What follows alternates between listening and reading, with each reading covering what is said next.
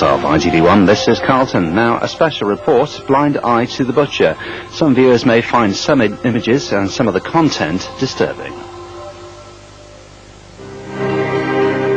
Dartmoor, South Devon, a place of wild, windswept beauty.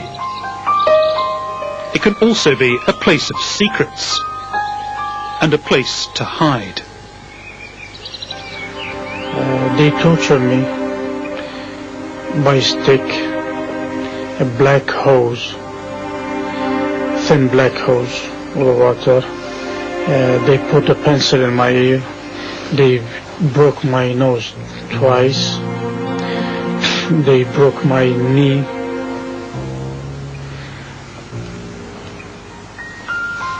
With the hammer. Is that the man that was in charge of that torture? Yes. He is Colonel Ian Handerson.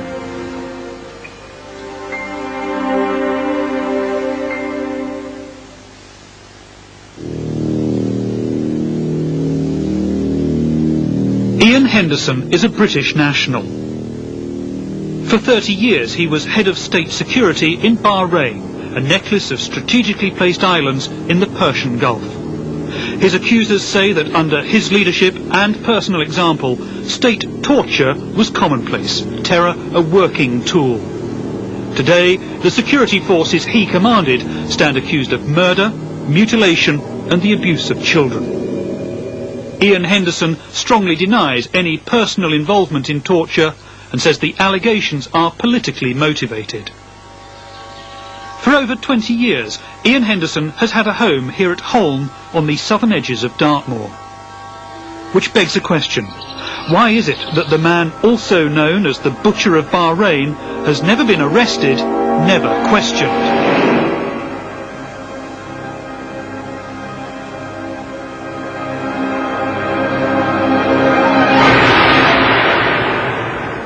Ian Henderson was the head of the security division, Bahrain's interior ministry, for several decades. Allegations of torture are quite common. We investigated them, found them to be completely credible.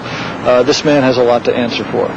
They had put sticks between my leg and suspend me over a chair and start beating me with metal bar in my leg, in my body, in my face. They hang me on a stake, wooden stake, and during that time I was being beaten very badly on my legs with rubber hoses, sometime by one guard, sometime by two at the same time. Mr. Handerson, when he come in the room,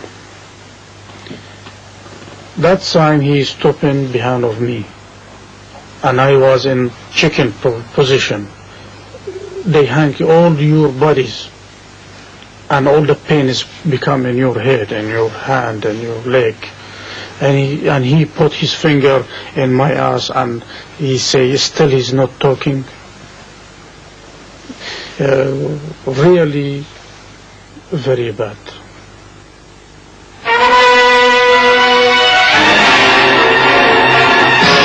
This is Kenya, a rich, prosperous land, but one that has been clouded for many months by a shadow of evil.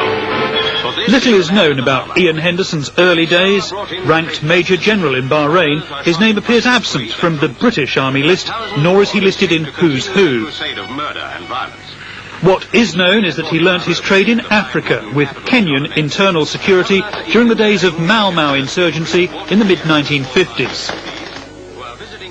He wrote a book about the experiences that made him a hero of the expatriate British and brought him to the attention of visiting royalty.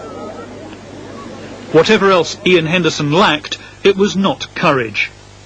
Twice decorated with the George Medal, Britain's highest civilian award for gallantry, he was deported from Kenya on independence. What I did many years ago as a police officer during the emergency, when Kenya was not an independent country, is today seen as something not very desirable in the contemporary conditions of Kenya.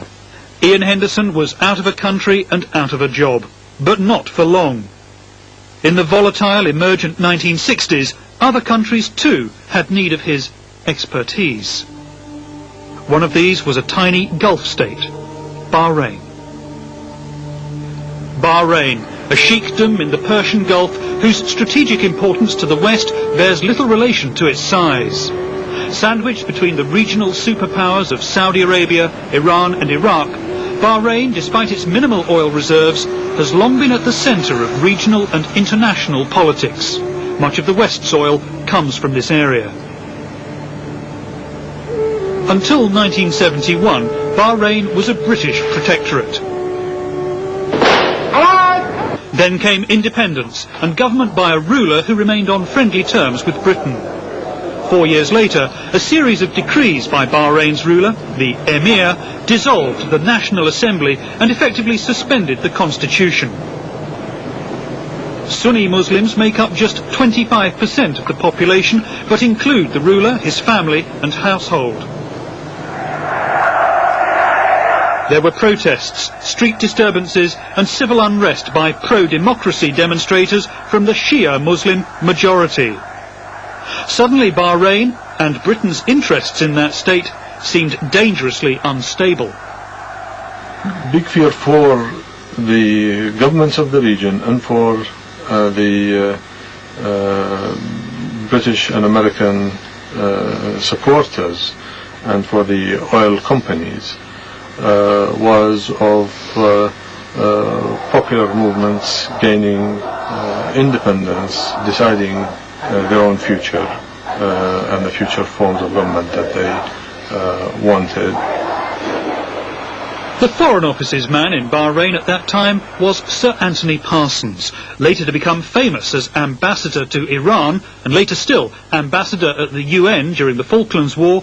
He was Britain's political agent in Bahrain in the years leading up to independence. When the Bahraini government asked the Foreign Office for help to recruit a successor to the head of Special Branch, Ian Henderson's name was passed forward. 3 years later, he was impressing both his new employers and the British Foreign Office. In a secret Foreign Office paper, the unidentified author, probably Parsons, writes, "Over the past 3 years, Special Branch, under the command of the able Handerson, has established a dominating position over the subversive groups." 2 years later, Ian Henderson embarked on a series of arrests and detentions.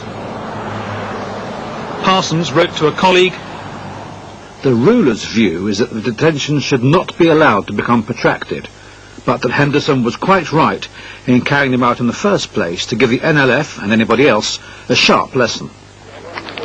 His accusers claim that Ian Henderson, the Scot once fated as a hero and presented to British royalty, was to continue giving sharp lessons to the people of Bahrain for the next 30 years.